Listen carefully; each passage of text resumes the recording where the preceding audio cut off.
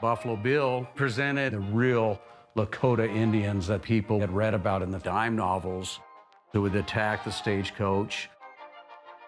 And then Buffalo Bill started recruiting more and more cowboys.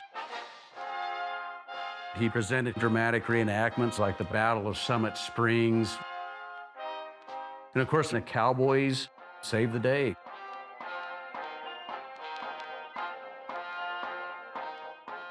Not only was Buffalo Bill conveying this idea to Americans, but Buffalo Bill also took the show overseas and was an international hit.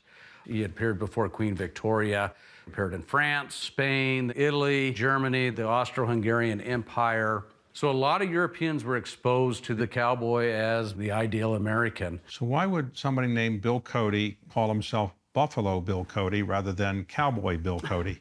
He wasn't really a cowboy. What is a cowboy?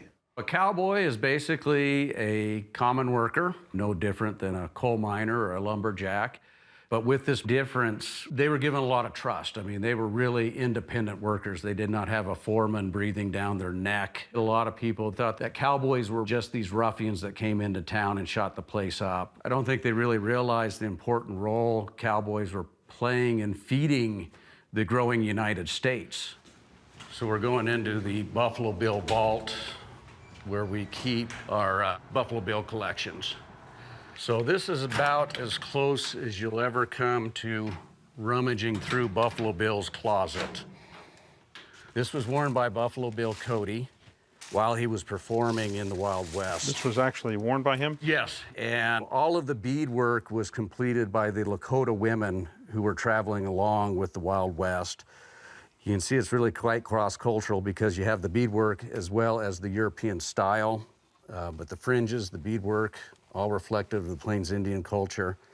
But you can imagine when he rides into the arena, the sunlight would have been reflecting off of the buttons, the beadwork. The other thing, too, about Buffalo Bill was he was quite interested in recreating some of the more contemporary events.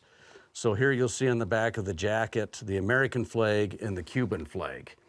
He was quite a supporter of the Cuban revolutionaries and the independence movement there. In fact, he brought in some Cubans to travel with the Wild West in the 1890s. Where did you get this? This came from the family.